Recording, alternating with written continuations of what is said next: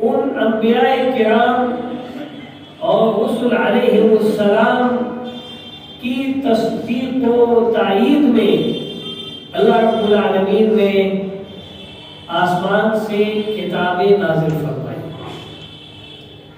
اور اس کے علاوہ ان کو معجزات سے بھی نوازا، یعنی ایسا عمل دیا جو خارق عادت ہے، یعنی عادتاً عموماً وہ کام انجام پذیر نہیں ہوا کرتے، لیکن اللہ رب العالمین کی اجازت سے اپنے نبی کی تصدیق کے لیے قوم کے کسی مطالبے اور اس کی ضرورت کو جو پورا کر دیا جاتا ہے اچانک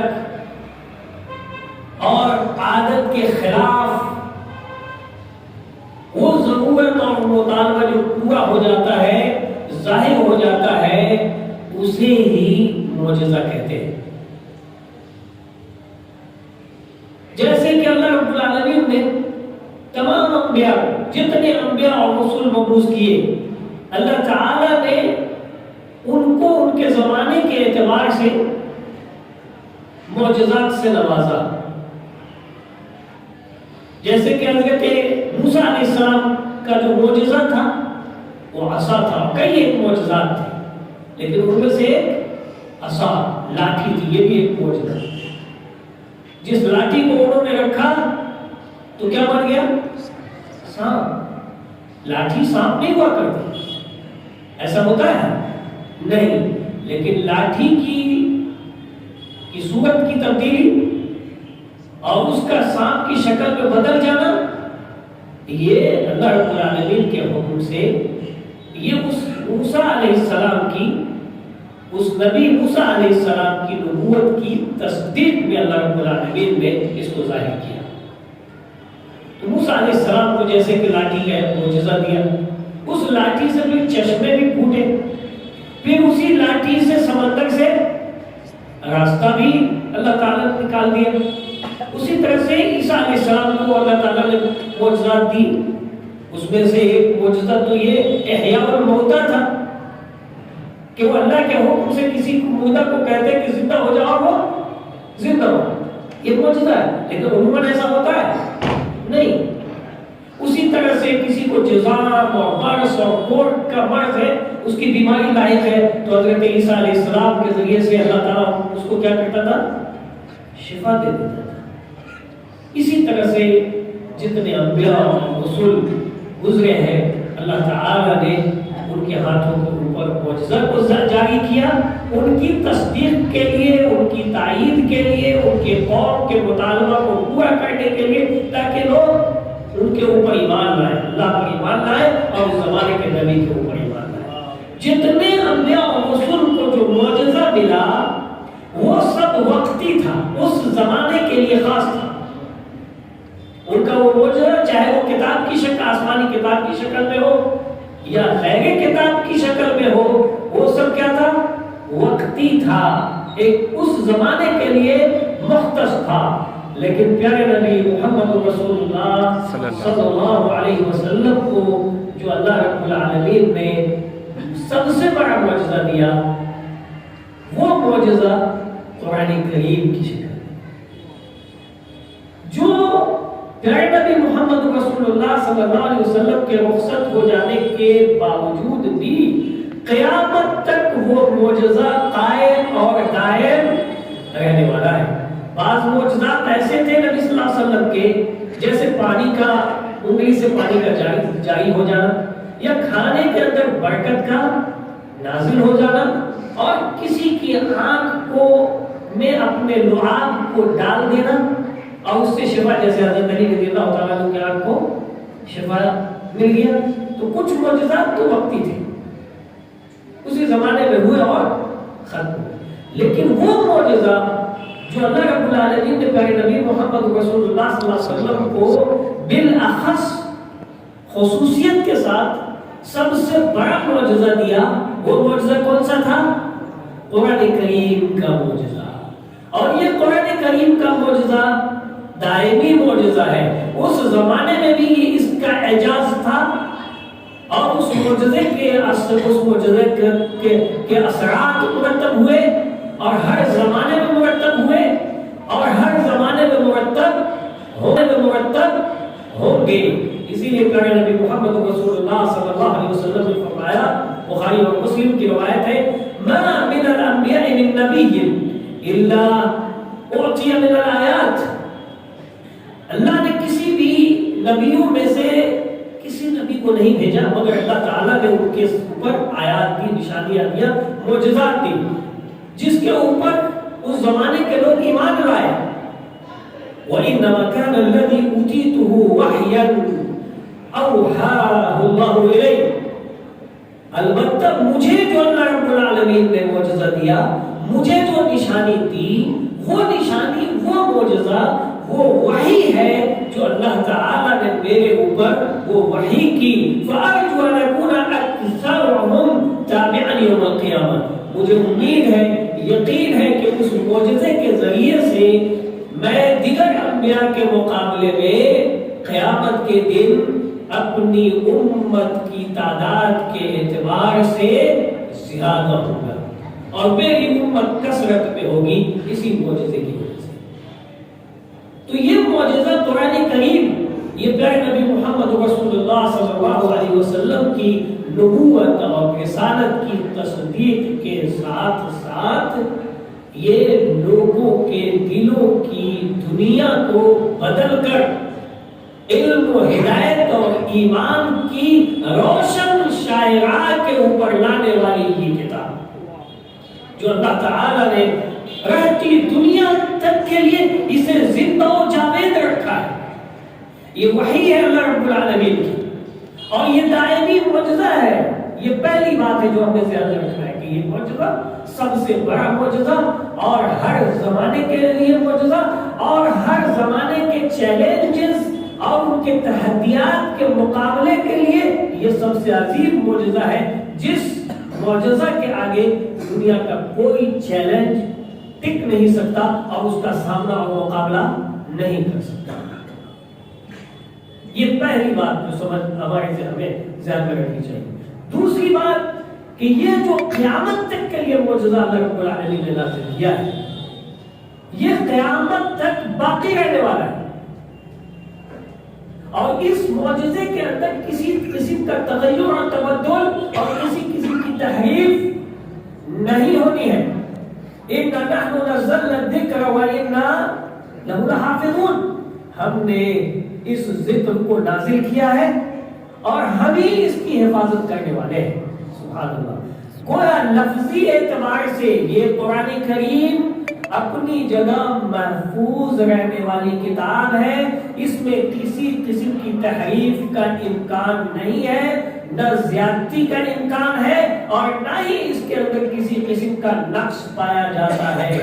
جب بھی کسی نے اور کسی زمانے میں اور آنے والے بھی کسی زمانے میں اگر کوئی اس بات کی کوشش کرے گا کہ اس کے اندر وہ تغییر کرے، وہ تحریف کرے یا اس کے اندر کسی طرح کی کوئی تبدیلی کرنا چاہے لفظی اعتبار سے تو خواہ وہ خاسر ہوا ہے، ہوگا اور ہوتا رہے گا، وہ ناکام اور نامراد ہوتا ہے.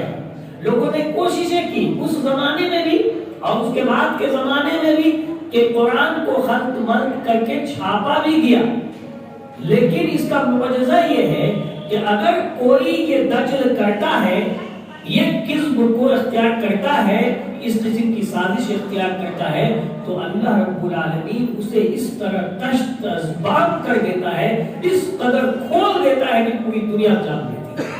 اور قرآن بالکل اس محرف سے، اصلی قرآن منزل من اللہ قرآن اس محرف قرآن سے بالکل الگ تھلگ ہو جاتا ہے.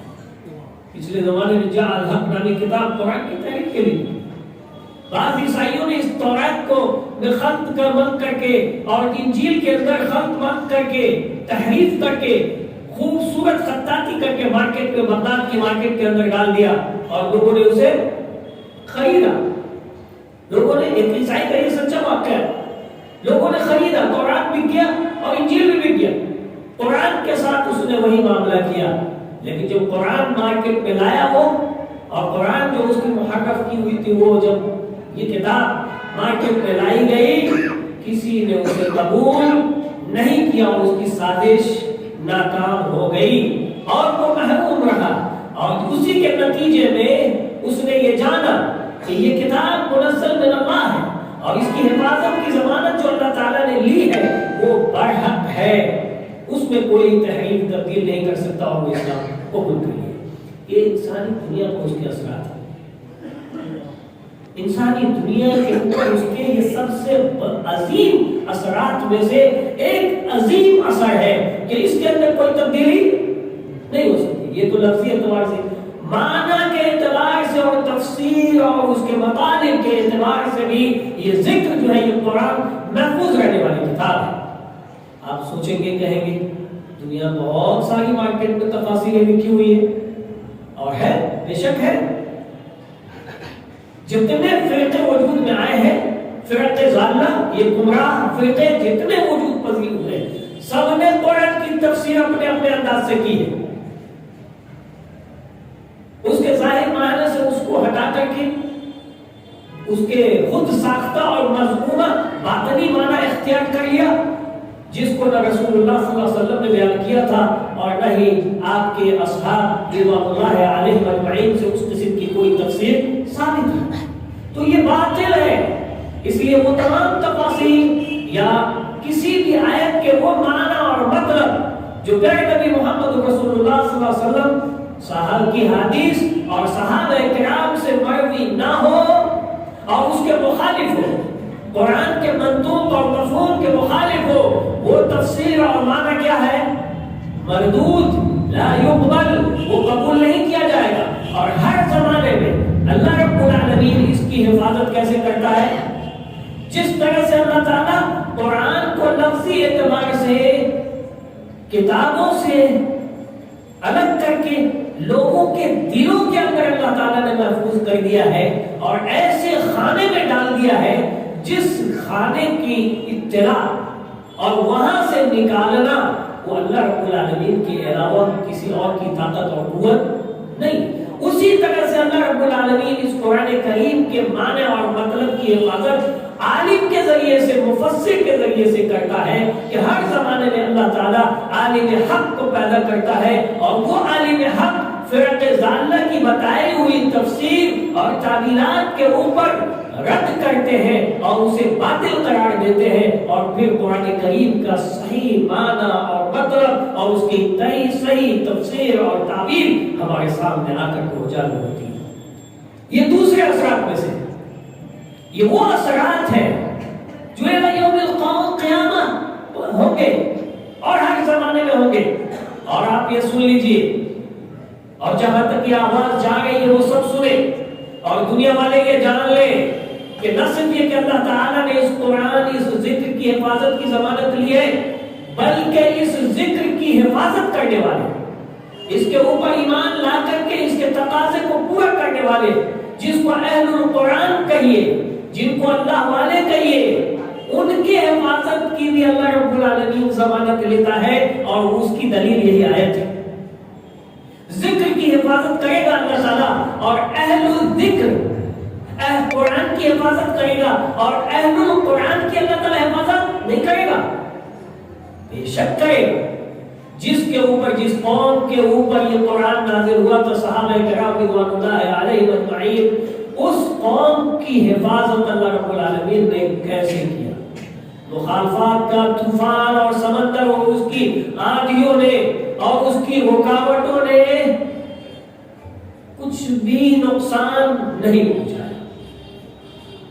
اور جو بھی نقصان سامنے آیا وہ مادی اعتبار سے آیا، اور وہ بھی قرآن کے اثرات تھے، وہ بھی قرآن کے اثرات تھے، اور اللہ تعالیٰ نے ان کی حفاظت فرمائی، اور ایسی حفاظت فرمائی کہ وہ دنیا انسانیت کے لیے قیامت تک کے لیے وہ آئیڈیل اور نمونے کی حیثیت ہے۔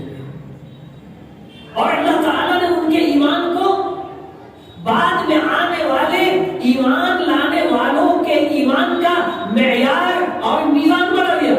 فَإِنْ آمَنُوا بِمِثْلِ مَا آمَنْتُمْ بِهِ فَقَدِ اهْتَدَوْا، اگر یہ لوگ اس طرح ایمان لائے جس طرح صحابہ کے محمد رسول اللہ کے ساتھی صحابہ تم لوگ ایمان لائے ہو، اگر اس طرح لوگ ایمان لائیں گے چاہے وہ جس زمانے میں ہو قیامت کی صبح تک، اگر ان کا ایمان تمہارے ایمان کے مشابہ اور مثل ہوگا فقط اہتدوا، تو اسے بھی ہدایت کی سرٹیفکیٹ ملے گی اور اس کی بھی حفاظت ہوگی۔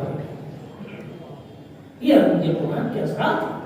اور یہ سن لیجیے، یہ بنیادی باتیں جو میں نے ابھی آپ کو بتائی ہے، جب یہ تین چیز ابھی آپ کے سامنے آئی اس کی حفاظت ہوگی تو یہ اتنا بڑا معجزہ ہے کہ اللہ تعالیٰ نے اس کے ذریعے سے چیلنج کر دیا۔ عرب کو اپنی فصاحت پہ بلاغت پہ بڑا ناز تھا کہ وہ بڑے صاحب لسان ہیں، بڑے فصیح اور بلیغ ہیں، ان کی فصاحت اور بلاغت کا پوری دنیا کے اندر چرچا ہے۔ اللہ تعالیٰ نے کہا کہ اچھا اس طرح کی قرآن لے آؤ، اگر تم یہ کہتے ہو کہ محمد کا کلام ہے کہ کسی انسان کا کلام ہے تو اس طرح کا کوئی کلام لا کر کے دکھاؤ۔ اللہ تعالیٰ نے کہا لئن اجتمعت الانس والجن على ان يأتوا بمثل هذا القرآن لا يأتون بمثله ولو كان بعضهم لبعض ظهيرا۔ اگر انس و جن من اوله الى آخره جمع ہو جائے وبعضهم لبعض ظهيرا، اور یہ سب ایک دوسرے کی مدد کے لیے اکٹھے ہو جائے، على ان يأتوا بمثل هذا القرآن، اس بات کے لیے، اس کوشش کے لیے کہ وہ اس طرح کا کوئی کتاب لے آئے، اس طرح کا قرآن وہ لے آئے، لا یأتون بمثلہ، تو اس کے مثل وہ نہیں لا سکتے، نہیں لا سکتے۔ یہ اللہ رب العالمین کا چیلنج ہے۔ اس زمانے میں بھی وہ عاجز آگے لوگ، بعد میں بھی عاجز ہے، اس وقت بھی عاجز ہے، اور الہ یوم القیامہ بھی کیا رہیں گے؟ عاجز رہیں گے، نہیں لا سکتے اس طرح کی کتاب۔ یہ اس کتاب کی بین دلیل ہے کہ یہ منزل من اللہ ہے، یہ بین دلیل ہے۔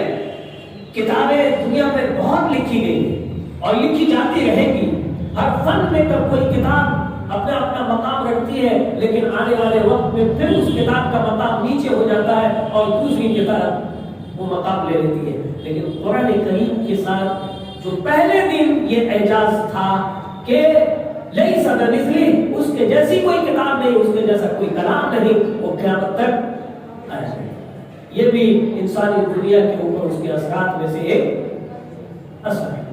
قرآن کریم کے اثرات ایسے عظیم تھے جو بعض تو اس کے مقاصد میں شیخ عالمگیر تابستانی حفظہ اللہ نے بیان کیا، آپ نے سنا، لیکن اس سے ہٹ کر کے میں آپ کو بیان کروں۔ اثرات ایسے مرتب ہوئے اور اس قدر اس قرآن نے مکہ کی سرزمین کے اندر زلزلہ پیدا کر دیا۔ پہلے کہاں نازل ہو، اور آج پوری دنیا میں اس قرآن کو لے کر کے زلزلہ ہے۔ جب یہ قرآن نازل ہوا تو آپ جانتے ہیں دل شوق سے اور جذبے سے باہر جاتا تھا۔ انسانی دلوں کے اوپر اس کے ایسے اثرات مرتب ہوئے کہ جب کوئی انسان اسے خالی الذہن، رغبت اور دلچسپی کے ساتھ اور خلوص نیتی کے ساتھ اور نیک نیتی کے ساتھ سنتا، ایمان لائے بغیر نہیں رہتا۔ آپ یہ یقین جان لیجئے کہ صحابہ کرام کی پوری جماعت نے اسلام قبول کیا، اس کی وجہ کیا تھی؟ پہلی وجہ قرآن کریم۔ پیارے نبی محمد رسول اللہ صلی اللہ علیہ وسلم کیا پیش کرتے تھے؟ قرآن۔ اور آپ کے پورے کیریکٹر، پورے اخلاق اور آپ کی پوری زندگی کو اللہ تعالیٰ نے جو آئیڈیل اور نمونہ بنایا وہ قرآن کی حیثیت سے بنا دیا۔ اِنَّكَ لَعَلَىٰ خُلُقٍ عَظِيمٍ۔ آپ صلی اللہ علیہ وسلم قرآن کریم کی سچی، زندہ، جاوید، بولتی ہوئی ظاہر و باطن تصویر تھی۔ قرآن کو صورت کی شکل میں دیکھنا ہے، عمل کی شکل میں دیکھنا ہے تو پیارے نبی محمد رسول اللہ صلی اللہ علیہ وسلم کا وجود مبارک دیکھ لیا جاتا۔ اور آج بھی آپ کی سیرت طیبہ موجود ہے، آج بھی سیرت طیبہ وَإِنَّكَ لَعَلَىٰ خُلُقٍ عَظِيمٍ کی سچی تصویر ہے۔ اور اسی لیے ام المؤمنین حضرت عائشہ رضی رضی اللہ تعالیٰ عنہ نے صحابہ نے جب سوال کیا کیف کان خلقہ، آپ کا اخلاق کیسا تھا، تو ام المؤمنین رضی اللہ عنہ نے کیا کہا، اما تقرأ القرآن، قرآن تم نے نہیں پڑھا، وَإِنَّكَ لَعَلَى خُلُقٍ عَظِيمٍ، آپ تو اخلاق کے عظیم مرتبے پر فائز تھے۔ اور اخلاق پر فائز ہونے کا مطلب مفسرین کرام نے بتایا کہ قرآن کے جتنے احکام ہیں محمد رسول اللہ صلی اللہ علیہ وسلم اس کے اوپر عمل پیرا تھے اور سب سے زیادہ سبقت لے جانے والے تھے۔ جتنے نواہی ہیں، محرمات ہیں، جتنی حرام چیزیں ہیں قرآن نے کی ہیں، ان تمام سے آپ صلی اللہ علیہ وسلم کلی طور پر مبرہ تھے اور پاک تھے۔ یہ ہے وہ، یہ اس کے اثرات تھے۔ تمام صحابہ کرام کے اوپر